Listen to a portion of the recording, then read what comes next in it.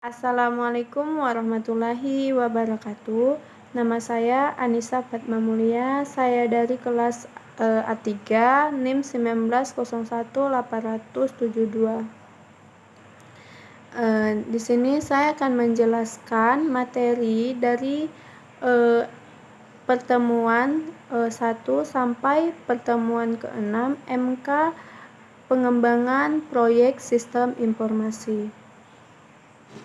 Di pertemuan pertama membahas tentang Project Management Introduction dan Project Life Cycle. Project Management Body of Knowledge adalah sebuah standar yang dikenal untuk profesi Project Manager. Dokumen formal yang menguraikan norma-norma yang dibentuk atau terbentuknya metode-metode, proses-proses, dan proyek-proyek sebagaimana dengan profesi-profesi lainnya seperti hukum, pengobatan, dan akuntansi. Proyek adalah suatu usaha sementara atau tidak berkelanjutan yang memiliki batasan awal dan batasan akhir yang menghasilkan produk atau produk dan jasa yang unik. Output proyek yang pertama ada produk yang menjadi komponen item lain atau bisa juga menjadi item akhir dengan sendirinya bisa diolah lagi. Output yang mempunyai kemampuan untuk melaksanakan satu layanan atau satu fungsi bisnis yang mendukung produksi yang diolah lagi. Output dari proyek ini bisa menjadi dokumen atau hasil seperti satu proyek riset yang mengembangkan pengetahuan hanya dapat digunakan untuk menentukan apakah kecenderungan yang hadir atau satu proses baru yang bermanfaat bagi masyarakat. Proyek dapat berupa yang pertama itu mengembangkan sebuah produk atau layanan baru. Yang kedua, mengakibatkan satu perubahan di dalam struktur susunan kepegawaian atau gaya dari suatu organisasi. Mengembangkan atau memperoleh satu sistem informasi yang dimodifikasi atau yang baru. Membangun sebuah bangunan atau infrastruktur. Menerapkan satu prosedur atau proses bisnis. Perbedaan proyek dan kegiatan fungsional. Proyek yaitu unik dan spesifik, menghasilkan produk atau jasa yang unik, sedangkan kegiatan operasional sifatnya rutin dan tidak berubah.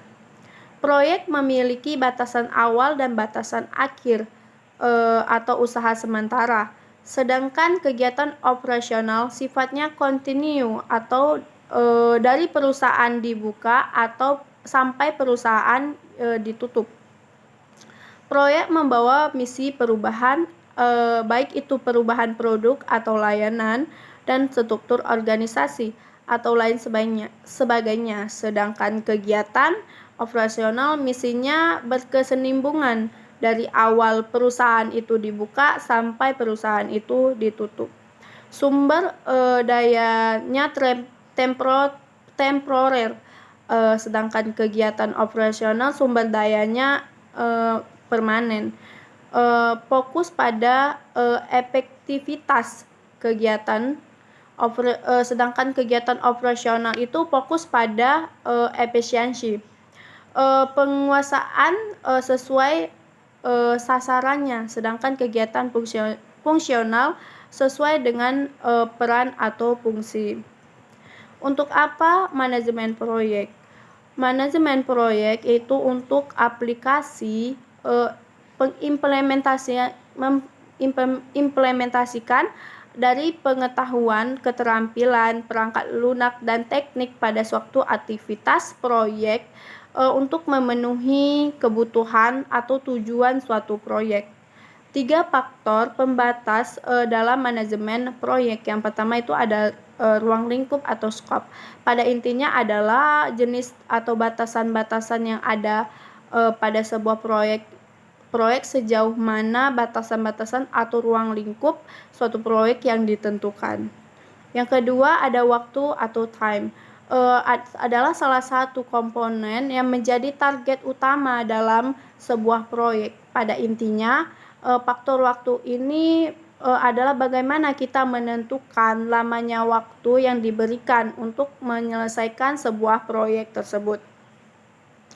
Yang terakhir ada biaya atau cost, adalah salah satu faktor utama dalam menyelesaikan proyek pada intinya. Selanjutnya ada manajemen proyek. Manajemen proyek adalah seseorang yang ditunjuk atau ditetapkan untuk bertanggung jawab terhadap kegiatan keseharian atau day to day. Peran dari manajer proyek terpisah dari manajer operasi atau fungsional. Selanjutnya ada tahapan dalam siklus proyek. Yang pertama ada tahapan inisiasi, merupakan tahapan awal kegiatan proyek sejak sebuah proyek itu disepakati sampai proyek itu dikerjakan. Selanjutnya ada tahap perencanaan dokumen perencanaan yang disusun secara rinci berpaduan untuk tim proyek. Dokumen-dokumen seperti risk plan, resource plan finansial, dan procurement atau plan kontak, supplier, dan perform fair review. Yang selanjutnya ada tahapan eksekusi, yaitu hasil atau tujuan sebuah proyek keseluruhan dokumentasi akan dieksekusi. Yang terakhir ada tahapan berakhirnya sebuah kegiatan proyek. Selanjutnya di pertemuan kedua itu membahas tentang project integration management. Manajemen integrasi proyek meliputi proses aktivitas yang diperlukan untuk mengidentifikasikan, kombinasikan, dan menyatukan dan mengkoordinator sebagai aktivitas manajemen proyek dan proses-proses dalam sekelompok akses atau proses manajemen proyek. Selanjutnya pada konteks manajemen proyek mengintegrasikan meliputi karakteristik dari penggabungan, konsolidasi, artikulasi, dan tindakan-tindakan yang integratif yang krusial bagi penyelesaian proyek. Memanajemen harapan stakeholder dengan sukses dan menemukan persyaratan-persyaratan proyek. Proses manajemen integrasi proyek dibagi 6 bagian. Yang pertama mengembangkan project charter, yang kedua rencana pengembangan manajemen proyek, yang selanjutnya langsung dan mengatur pelaksanaan proyek. Selanjutnya pengawasan dan kendali kerja proyek, melaksanakan kontrol perubahan dan terintegrasi, menutup proyek atau tahap-tahapan. Selanjutnya aktivitas dilakukan tim manajemen proyek meliputi menganalisa dan memahami cakupan, memahami bagaimana mengambil informasi dan merubah kendala dalam suatu proyek. Melaksanakan aktivitas untuk menghasilkan proyek yang deliverable, mengukur dan memonitor semua aspek kemajuan proyek dan mengambil tindakan yang sesuai untuk menemukan sasaran proyek. Pengembangan project charter adalah proses pengembangan dokumen yang secara formal memberikan hak satu proyek atau persyaratan-persyaratan awal dokumen dan tahapan yang mencakupi harapan-harapan dan kebutuhan-kebutuhan stakeholder. Hal ini membentuk hubungan kerjasama penyelenggaraan organisasi dan pemohon organisasi atau pelangganan pada kasus dari proyek-proyek eksternal. Dalam pengembangan project charter, persyaratannya dikumpul, menentukan pencakupan atau batasannya, Identifikasi stakeholder yang berhubungan dengan proyek dan rencana pengembangan manajemen proyek. Yang terakhir, project manager charter ditunjukkan oleh stakeholder pada awal pelaksanaan proyek pada tahap inisiasi. Selanjutnya di pertemuan ketiga membahas tentang manajemen cakupan proyek. Manajemen lingkup proyek mencakup proses-proses yang terlibat dalam mendefinisikan dan mengendalikan apa yang disertakan atau tidak dalam proyek perencanaan lingkup, menentukan bagaimana ruang lingkup dan didefinisikan, diverifikasikan, dan dikendalikan. Manajemen ruang lingkup. Yang pertama, lingkup mengacu pada semua pekerjaan yang terlibat dalam menciptakan produk dan proyek-proyek dan proses yang digunakan untuk menciptakannya. Hasil adalah produk yang dihasilkan sebagai bagian dari suatu proyek seperti perangkat keras dan perangkat lunak, dokumen perencanaan atau notulen rapat. Manajemen lingkup proyek mencakup proses-proses yang terlibat dalam mendefinisikan dan mengendalikan apa yang disertakan atau tidak dalam sebuah proyek tersebut. Proses manajemen cakupan proyek. Yang pertama ada perencanaan lingkup, menentukan bagaimana ruang lingkup akan didefinisikan, diverifikasikan, dan dikendalikan. Yang kedua ada definisi lingkup, meninjau carta proyek dan pernyataan lingkup awal dan penambahan informasi lebih lanjut sebagai persyaratan yang dikembangkan dan perubahan yang dipersetujui.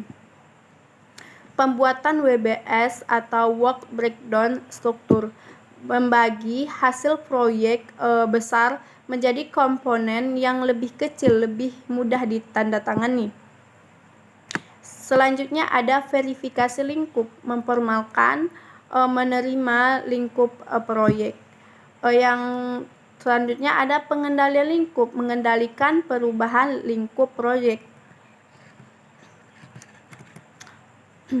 Selanjutnya ada manajemen cakupan proyek.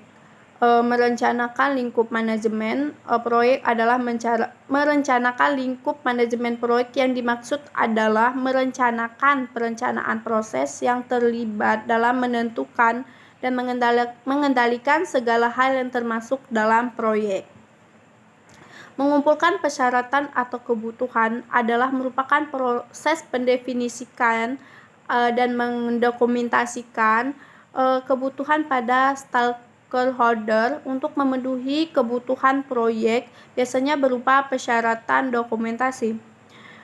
Selanjutnya menciptakan WBS atau Work Break Struktur adalah Work Breakdown Struktur adalah pengelompokan pengorientasi deliverable pekerjaan yang dilaksanakan dalam proyek yang mendefinisikan ruang lingkup keseluruhan proyek. Memverifikasikan cakupan adalah proses ini merupakan tahapan yang lebih sulit daripada pembuatan pernyataan lingkup dan WBS pada sebuah proyek yang bagaimana meminimalisir perubahan lingkup. Selanjutnya mengontrol lingkup atau cakupan adalah mengontrol lingkup. Yang dimaksud ini meliputi pengendalian atau perubahan-perubahan tentang lingkup proyek tersebut. Yang selanjutnya ada Work Breakdown Struktur adalah teknik yang digunakan untuk mempermudah pelaksanaan proyek. Manfaat dari WBS ini untuk mempercepat proses penyelesaian suatu proyek. Selanjutnya mengetahui pencapaian apa saja yang diinginkan untuk membangun atau menyelesaikan suatu proyek tersebut. Yang selanjutnya dapat merencanakan proyek ke depannya. Nah, di pertemuan keempat ini akan membahas bagaimanakah cara pembuatan dari WBS dan manajemen waktu proyek. Manajemen waktu proyek meliputi proses-proses yang diperlukan untuk mengatur penyelesaian proyek dengan tepat waktu. Proses pada manajemen waktu proyek yang pertama ada gambaran aktivitasnya, urutan aktivitas, perkiraan aktivitas sumber daya, perkiraan jangka panjang jangka waktu aktivitas, serta jadwal pengembangannya, serta kendali jadwal. Penjadwalan proyek juga bisa disusun dengan mengembangkan WBS yang sudah disusun sebelumnya. Dalam pembuatan sebuah WBS juga sangat dibutuhkan untuk manajemen waktu proyek agar waktu yang dibutuhkan itu tidak terbuang percuma dalam pembuatan sebuah proyek. Manajemen waktu proyek dibutuhkan manajer proyek untuk memantau dan mengendalikan waktu yang dihabiskan dalam menyelesaikan sebuah proyek tersebut. Dengan menerapkan manajemen waktu proyek, seorang manajer proyek dapat mengontrol jumlah waktu yang dibutuhkan oleh tim proyek untuk membangun deliverables proyek sehingga memperbesar kemungkinan sebuah proyek itu dapat diselesaikan sesuai jadwal yang telah ditentukan. Tahapan manajemen proyek yang pertama ada gambaran aktivitas, proses pengidentifikasian, tindakan spesifik yang dilakukan untuk menghasilkan deliverables. Urutan aktivitas di dalam penjelasan pada pertemuan keempat, WBS digunakan untuk melaksanakan breakdown atau memecahkan tiap proses pekerjaan menjadi lebih detail. Dan juga WBS juga berfungsi agar proyek yang kita buat itu bisa diselesaikan dengan baik dan bisa meminimalisir kesalahan dalam membuat proyek. Tahapan dalam pembuatan WBS yang pertama itu menentukan kegiatan utama dari proyek yang dijabarkan lebih lanjut menjadi subproses atau kegiatan. Yang kedua, identifikasi biaya, anggaran, dan sumber daya yang dibutuhkan. Yang ketiga, jenis kegiatan atau aktivitas yang bisa dilakukan. Yang terakhir yaitu kegiatan pengawasan yang diperlukan. WBS itu sendiri adalah suatu metode pengorganisasian proyek menjadi struktur pelaporan hierarkis. Bagian-bagian WBS dari software yang ada, yang pertama ada WBS chart, network chart, Gmail chart, dan task sheet, dan lain-lain. Penilaian dari WBS yang pertama ada analisis, design, yang selanjutnya implementation, testing, dan maintenance. Kegunaan WBS yaitu agar membuat manajer project itu dalam memimpin sebuah proyek yang dibuat agar bisa mengontrol proyek bersama tim menjadi lebih baik. Di pertemuan ke-6 yaitu membahas tentang manajemen biaya proyek. Manajemen biaya proyek meliputi proses-proses yang dilibatkan di dalam memperkirakan penganggaran dan pengontrolan biaya sedemikian rupa sehingga proyek dapat diselesaikan di dalam anggaran yang disetujui. Proses pada manajemen biaya yang pertama itu memperkirakan biaya, yang kedua menentukan anggaran, yang ketiga kontrol biaya. Perkiraan biaya adalah proses pengembangan perkiraan sumber daya moneter yang diperlukan untuk menyelesaikan aktivitas proyek. Perkiraan biaya secara umum dinyatakan di dalam unit-unit dari beberapa mata uang, yaitu dolar, euro, dan yen. Menentukan anggaran, proses pengumpulan biaya yang diperkirakan dari paket pekerjaan atau aktivitas individu untuk menetapkan sebuah baseline biaya yang diberikan hak. Baseline merupakan semua anggaran yang diberikan hak tetapi mengeluarkan cadangan manajemen. Kontrol biaya, proses pemantauan status proyek untuk membaharui anggaran proyek dan memanage perubahan atau biaya baseline. Biaya adalah semua sumber daya yang harus dikorbankan untuk mencapai tujuan spesifik atau untuk mendapatkan sesuatu sebagai gantinya. Biaya pada umumnya diukur dalam satuan keuangan seperti dolar, rupiah, dan lain sebagainya. Sumber dayanya yaitu orang, peralatan, dan juga materi.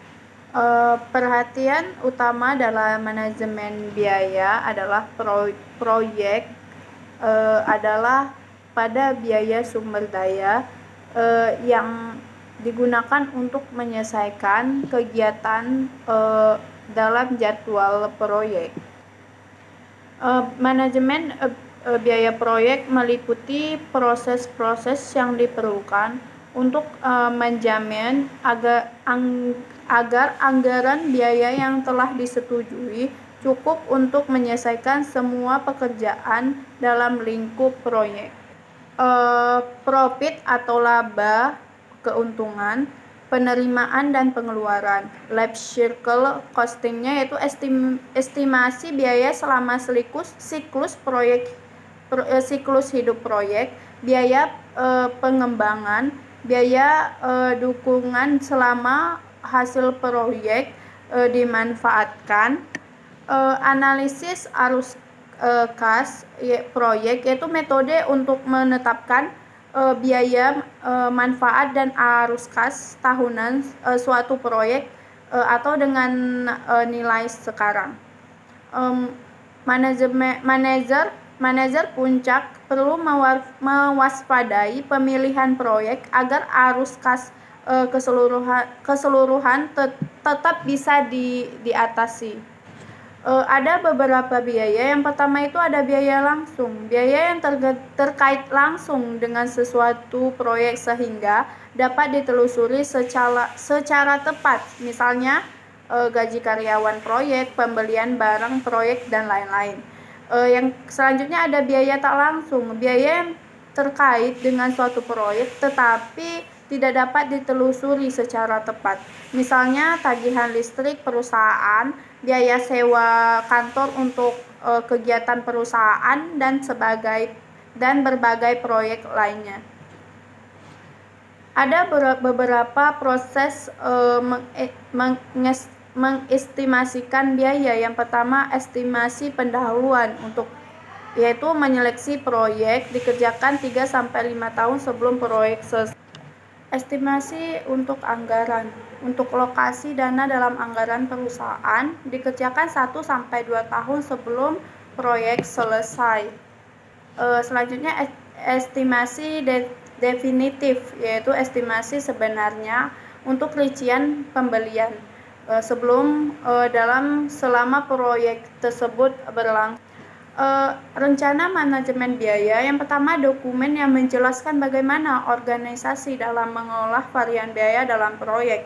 Selanjutnya, menjelaskan bagaimana merespon proposal yang lebih tinggi atau lebih rendah dari estimasi definitif.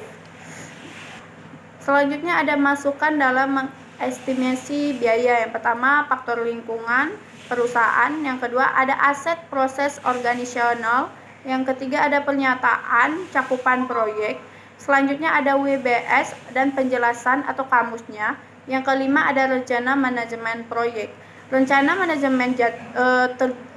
manajemen proyek ini terdiri dari rencana manajemen jadwal, rencana manajemen SDM sumber daya manusia, dan register risiko.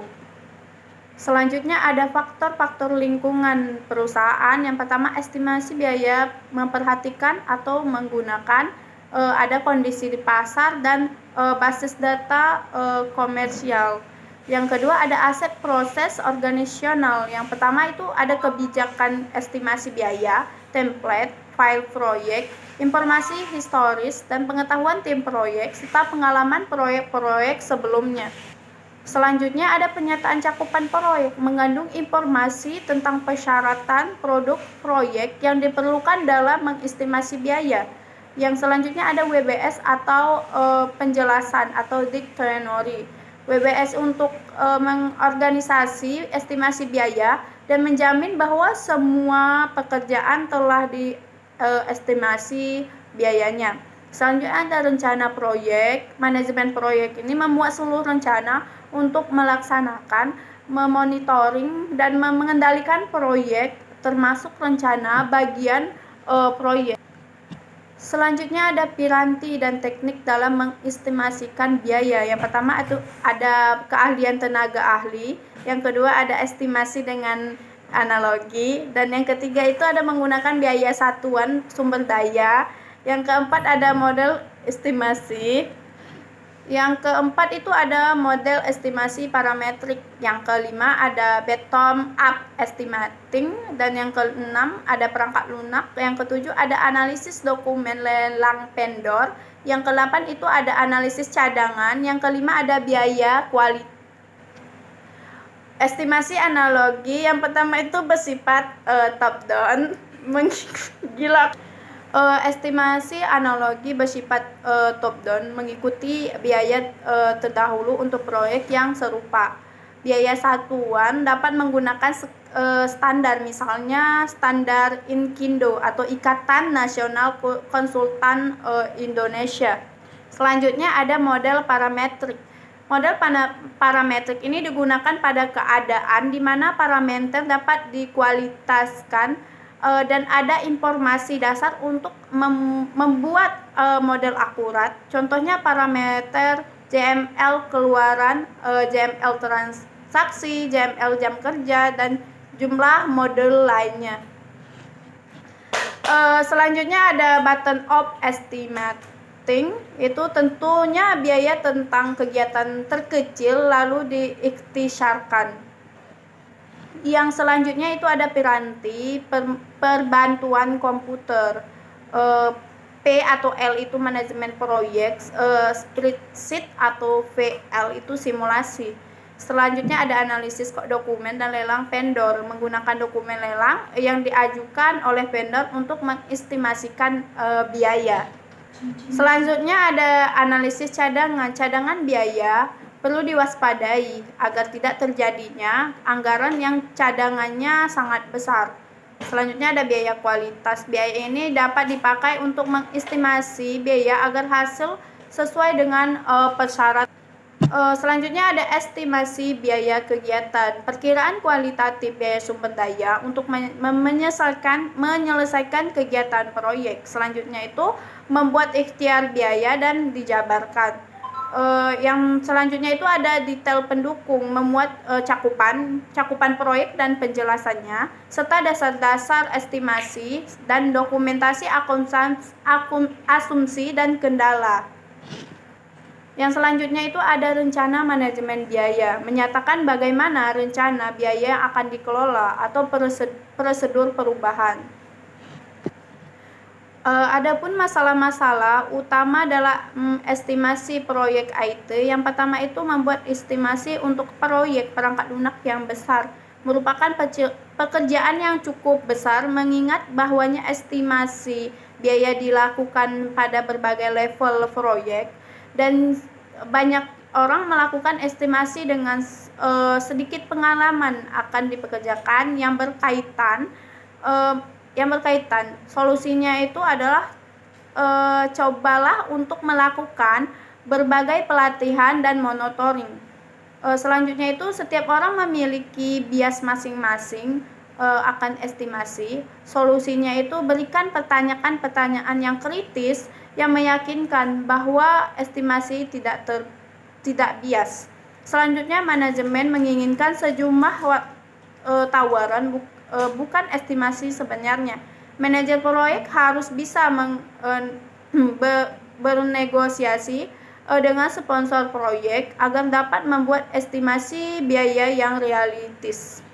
Selanjutnya itu ada pengendalian biaya. Proses dalam pengendalian biaya termasuk yang pertama itu ada monitoring kinerja pembiayaan, meyakinkan bahwa hanya perubahan yang tepat yang termasuk dalam baseline biaya yang direvisi. Memberikan informasi pada stakeholder bahwa perubahan dapat mengakibatkan perubahan biaya pula. Selanjutnya ada Net Value Management, merupakan salah satu alat penting dalam pengendalian biaya. Selanjutnya ada IPM, adalah alat untuk mengukur kinerja proyek yang mengintegrasikan ruang lingkup, waktu, dan data biaya.